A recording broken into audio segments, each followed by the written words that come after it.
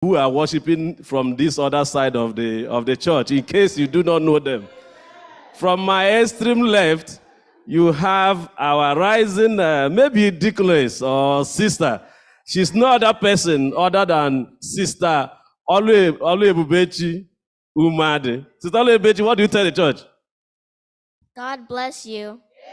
Amen. And next to Sister Oluebubechi is another wonderful aspiring speaker. What do we give him? Okay, they say he's a pastor, and he's no other person other than Ugonnaya Ago. What do you tell the church, Ugonnaya? Thank you. So if you move to my far right, you will see another rising speaker there at my far right. And he's no other person. Maybe we may say, okay, if you are not elder, you are not pastor now, but he's a rising speaker that will get there. And he is no other person other than our brother, Ugochukwu Umade. Ugochukwu, please rise. What do you tell the church? Happy Sabbath. And then next to Ugochukwu is another rising speaker, a very wonderful person for this church. And he is no other person. They are shouting pastor, and they are saying so many other things. But this is our brother, Somtochukwu Ago. Somtochukwu, please rise. What do you tell the church? Praise the Lord. Amen. And this is my humble servant. Your humble servant, Ugochukwu Ago.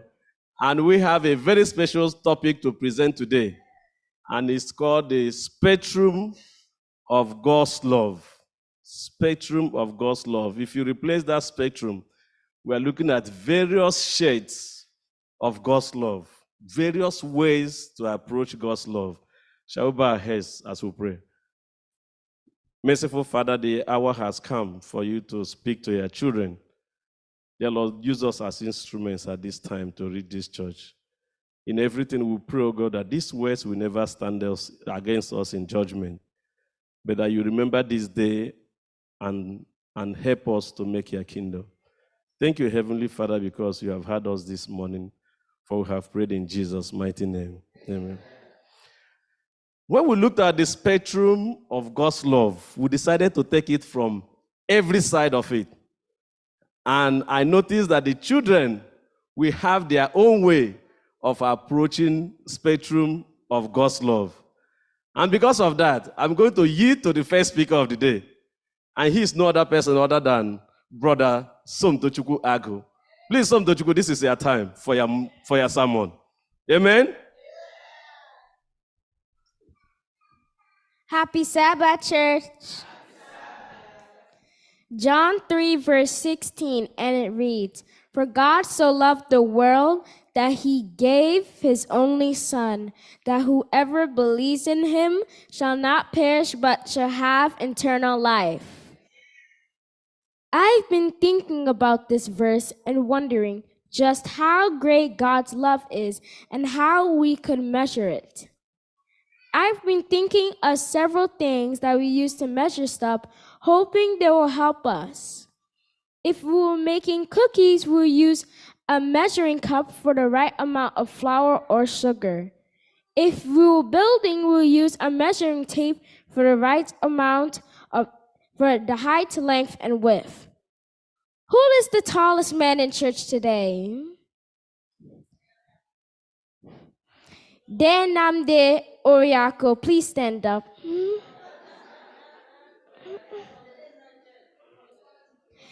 Can we measure his height?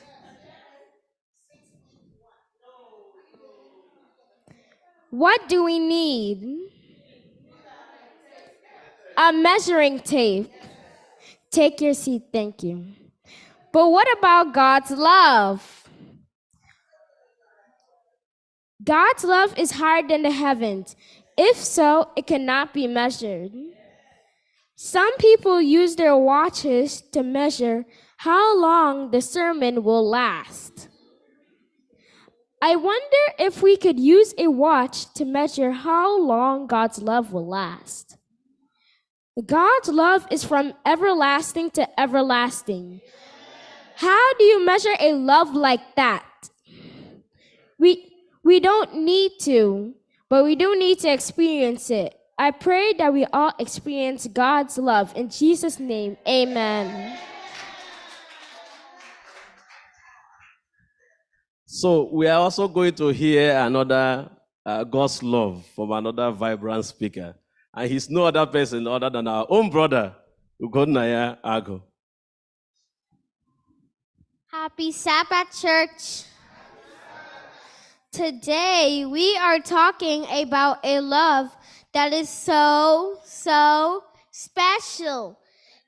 It is about how God gave his only son.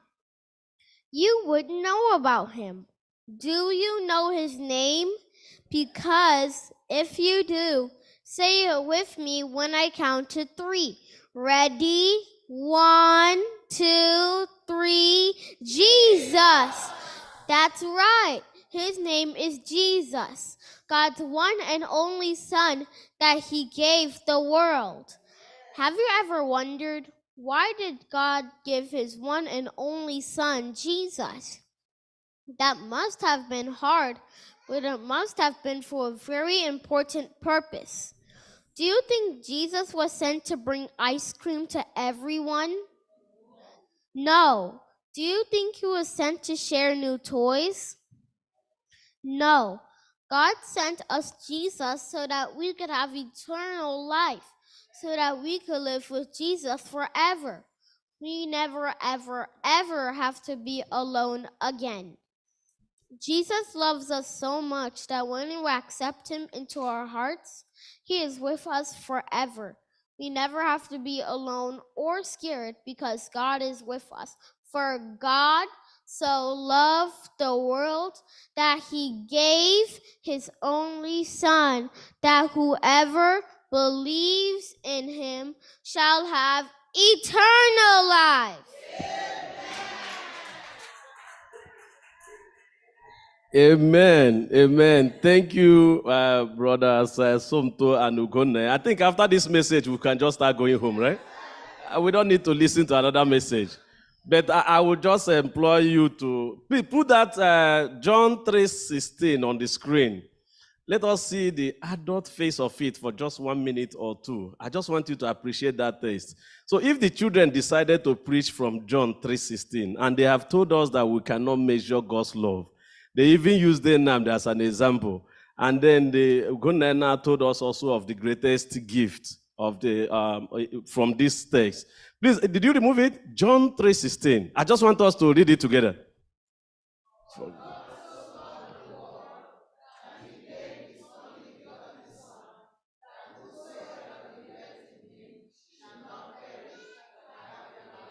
So if you look at the first line, it says, "For God so do what? Loved the world." Let's just take them one after the other. For God do what? So do what? Loved. He didn't say love. And that's why I wanted us to read it. It's a very special place that all of us have been reciting that place. For God so loved the world that he gave his only begotten son. Have you taken very close attention to what is written there? For God so do what? Loved. That's in the past tense. In the past tense. God's love is unconditional. And what the text is trying to let us know is that it's not you that is inspiring God's love. God has already loved you. He had made provision for his love even before you. What the text is trying to let us know is that you are the product. You are the product of God's love. God's love had already existed before even you were conceived. God had made that provision for the love from the beginning. And then he said, God loves the world. For God so loved the world. Why did not God just say, for God so loved Abraham?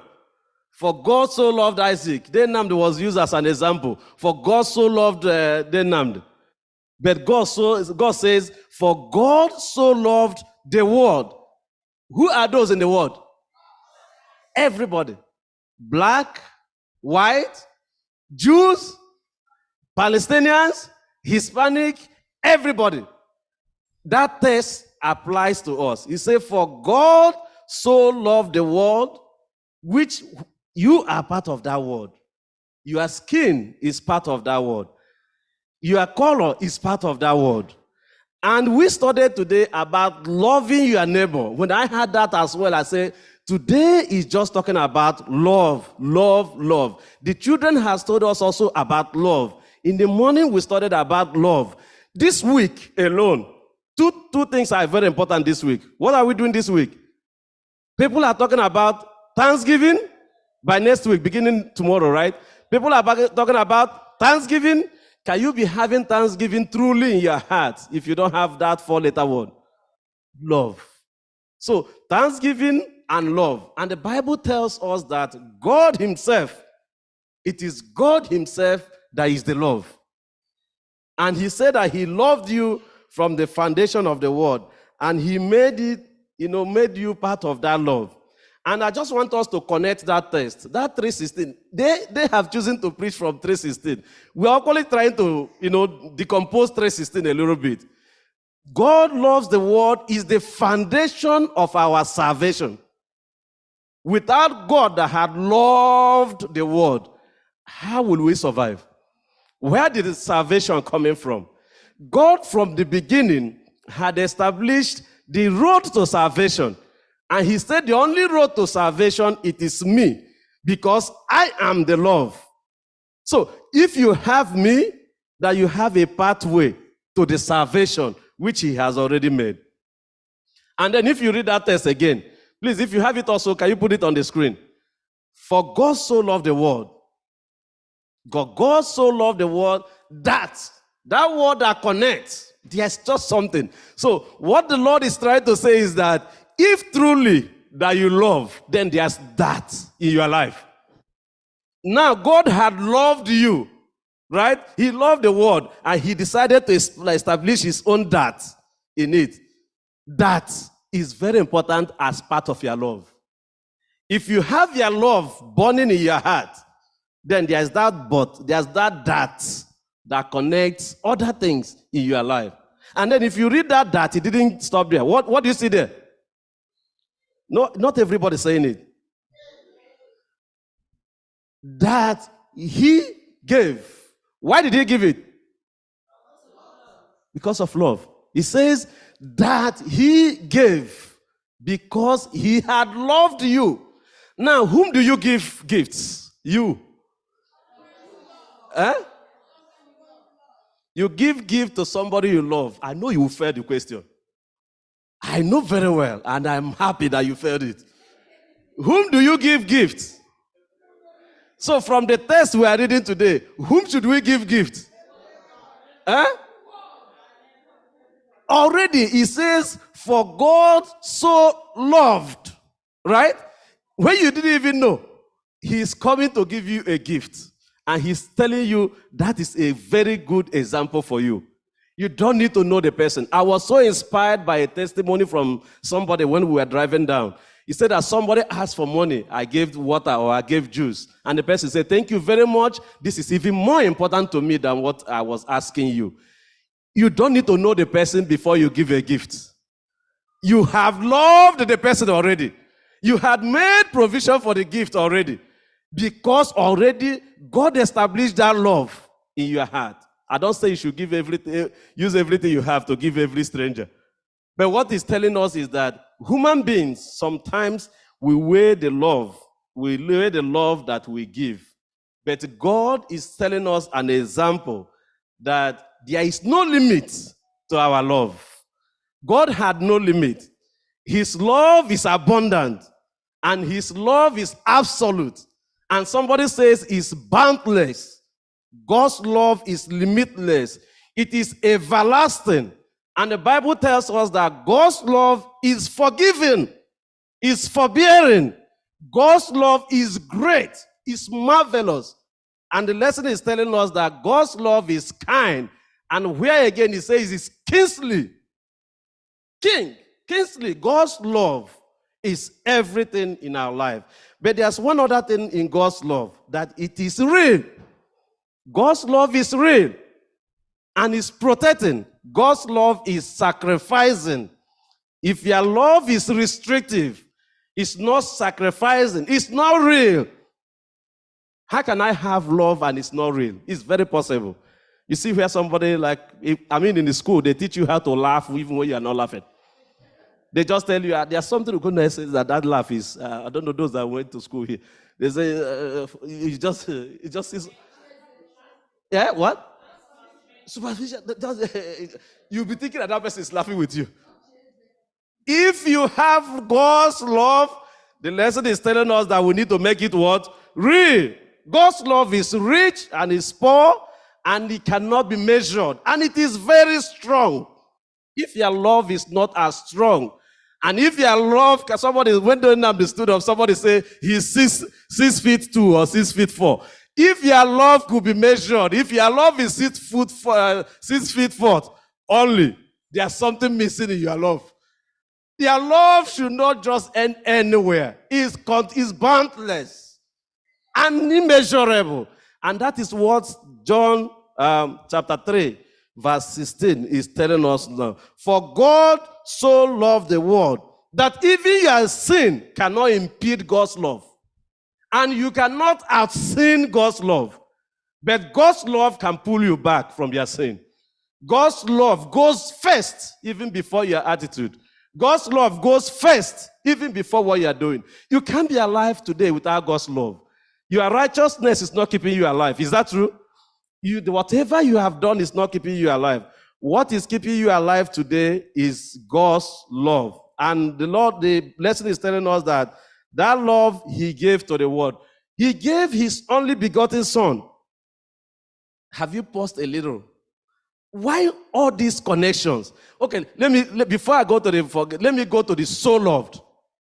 Why not just write it straight and say, for God loves the world? Just stop there. Not to put the word loved, which is in the past tense. And then he decided also to put so. Have you bothered to know why did the Lord say so? What? He can't contend with the word. If I come to you hungry, I come to your house, I tell you I'm hungry, you will start making food. Is that not true? Maybe if you don't have anything in the house, you start running to the supermarket just to get something to give me food. But if I come to you and tell you, I'm so hungry, what do? Anything in the fridge is in trouble. Anything in the fridge can just go to quench that hunger, because that hunger is a soul hunger. So if the Lord is telling you, for God, he didn't just say love. He said, for God, so what? So loved. That means it's an unquenchable love. The love is coming in a rush. It's a love that has force on it. I just want us to decompose some of that. Then he gave, because he has this rush that he cannot keep to himself, so much that he loved you and he wants you, and he says that he gave. That's to say you that the love you have must be sacrificing. It is something that will cost you something if you are in love. I know that men, you look at the love from your wife. The wife, you look at the love from your husband. The children, you look at the love from parents. That's how we show love. But God's love has no boundary. And God's love is sacrificing. And that's God's love, he will give you something for it. And he's not just giving you a gift. He's giving you a very valuable gift. And then let's look at it from this direction. God's love is just like you having a possession, and then it is translating to an expression. You have the love in your heart. That is your possession. And then there is that is translating that possession you have to an expression. So that means if you have that soul love that the Lord is talking about and it's only by you, then it's not soul love. Then it must lead to an expression. Something must come out of you. And when that thing is coming out of you, the lesson is telling us that God decided not to hold back. He didn't say he just gave his only son. He said he did what? I don't know how many of us, most time, somebody will meet you, say, I don't know whether you have done that before. Somebody will ask you for something, you say, please say it loud, I want to hear that. That is all that I have. Right? So I don't know how that sinks into your heart when you tell somebody, that's all that I have. But the so loved God decided to use that all that I have to express himself that he loves you. He decided to use that which he has to show you how loving that we should be. Your love must be very sacrificing, and your love must be very tangible, very valuable.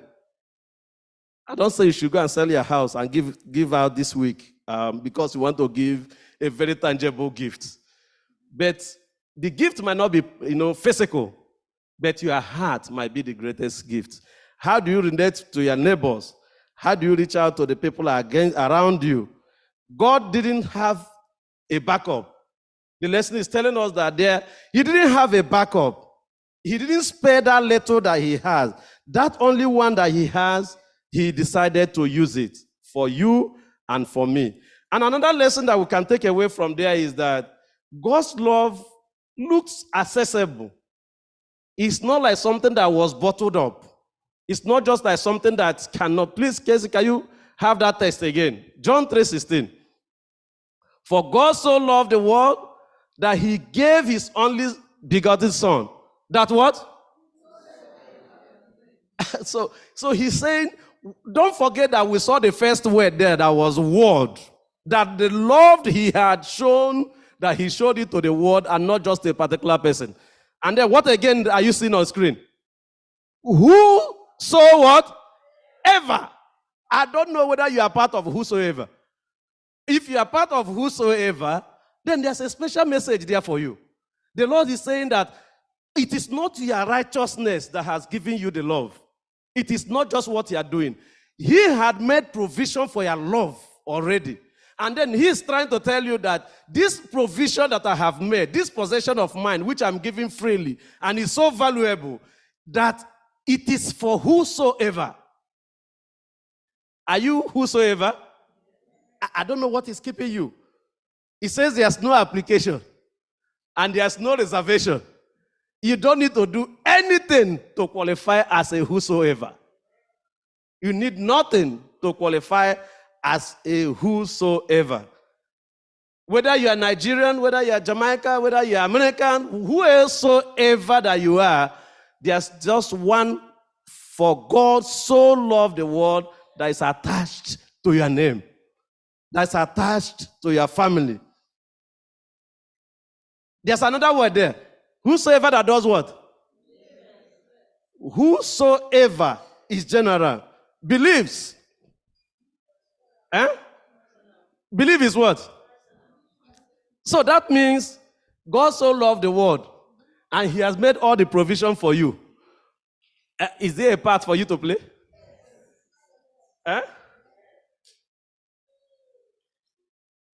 For God so loved the world that whosoever, he says, this my thing that I have here is open to everyone, but it all depends on who does what.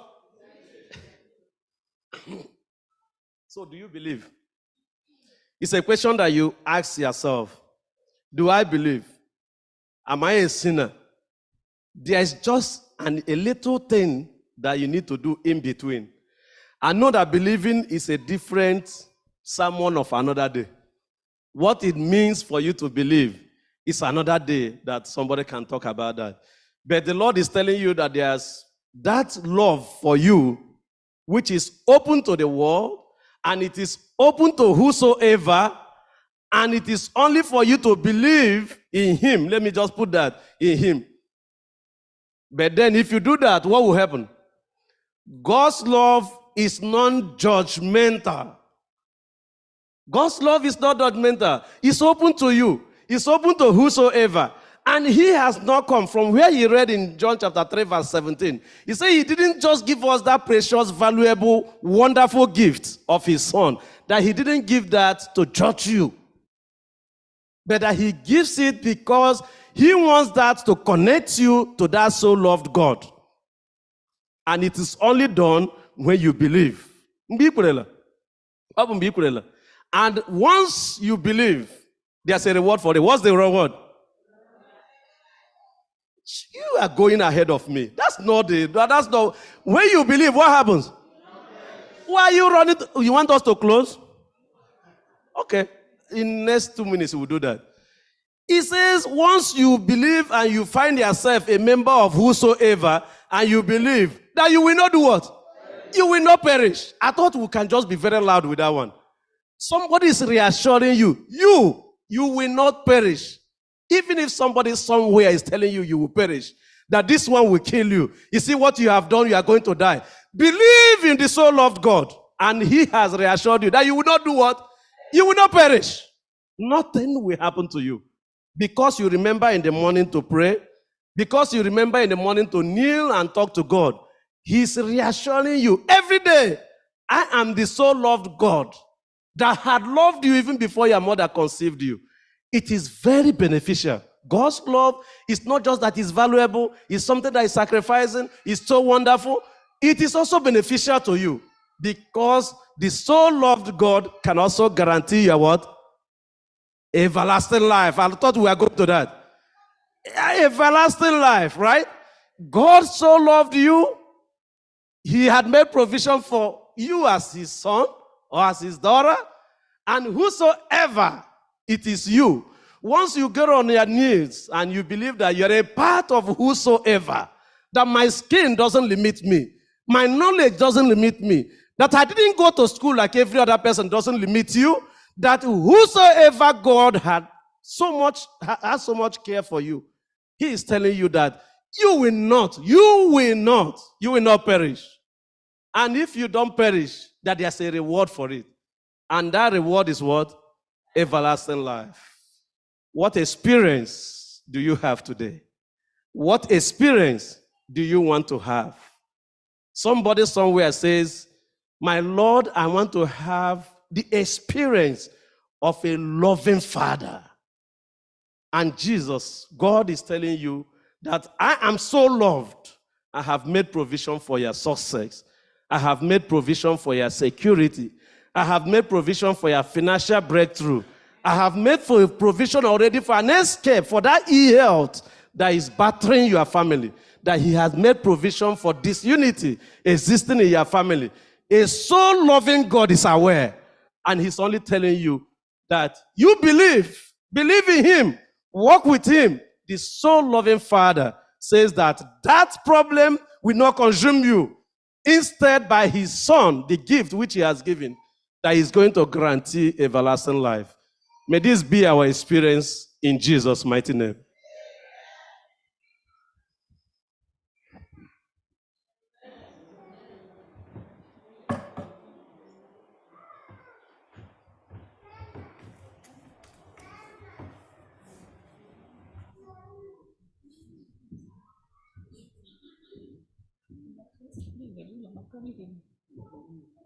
We'll bring the service to a close by singing from SDH 79. SDH 79.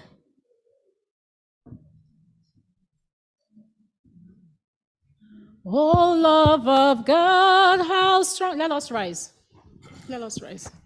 Oh, love of God, how strong and true.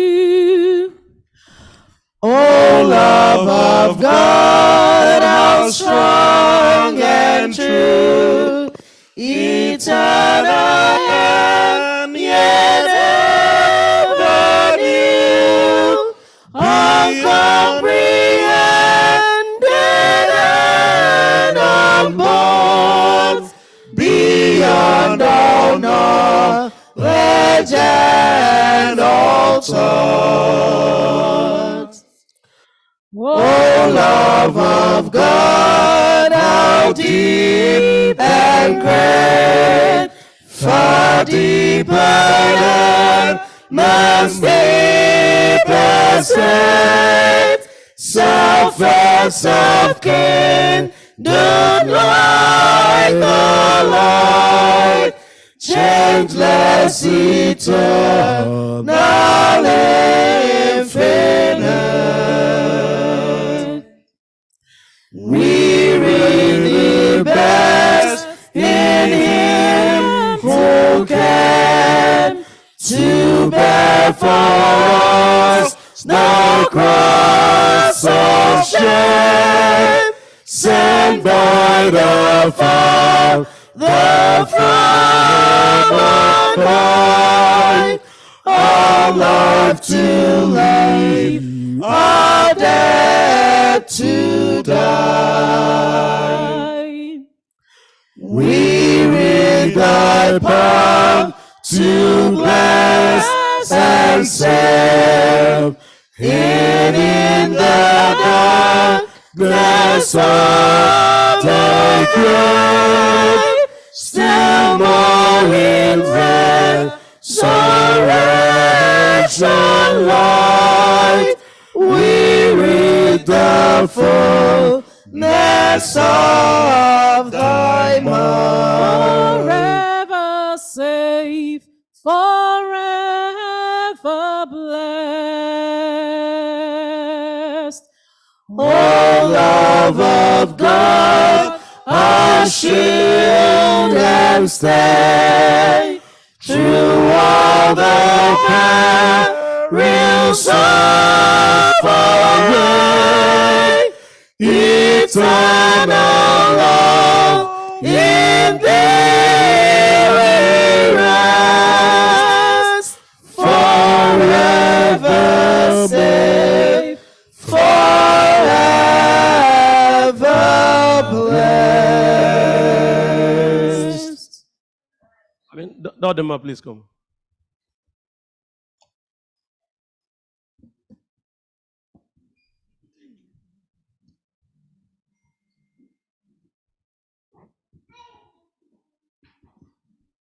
Let's bow our heads for prayer.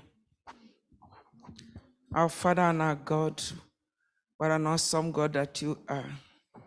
That while we were yet dead in sin, you came down to our level, the just for the unjust. We bow before you in humility, appreciating what you have done already.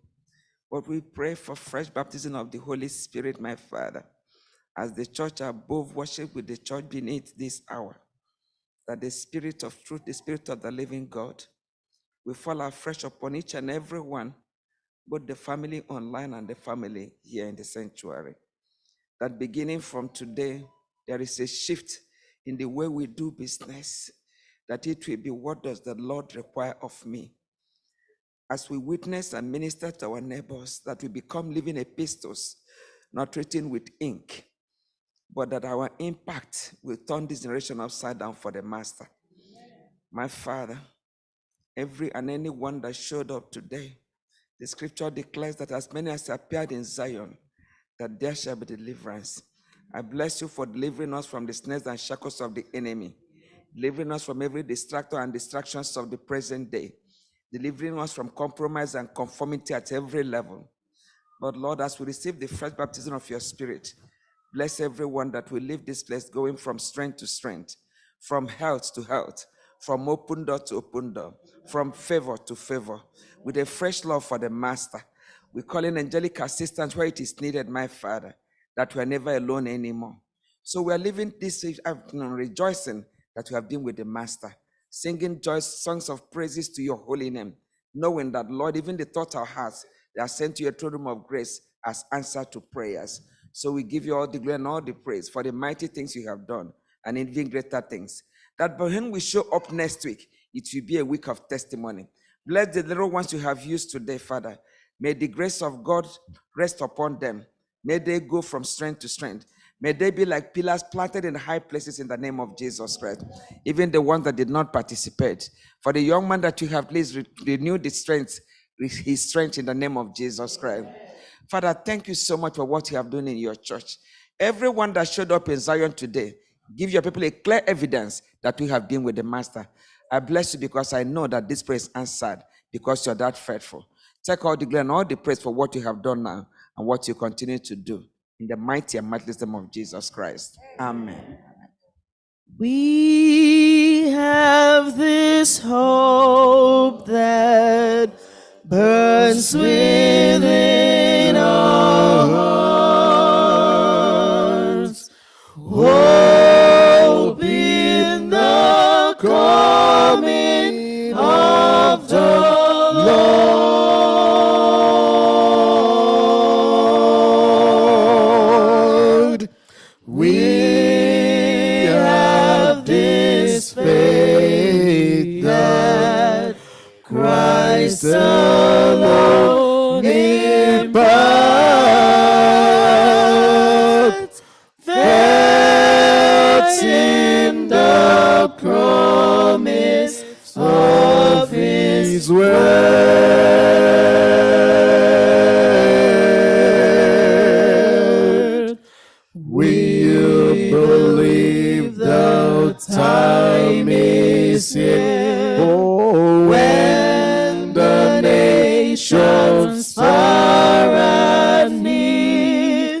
shall awake and shout and sing, Hallelujah,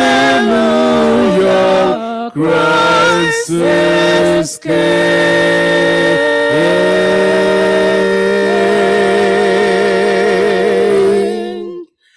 We have this hope that burns within our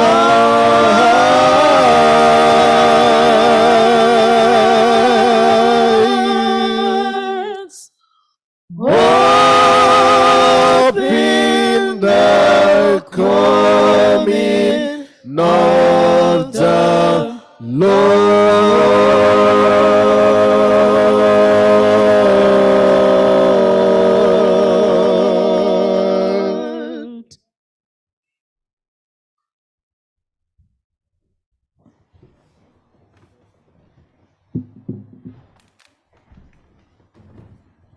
Let's be seated for a moment of silence and dedication.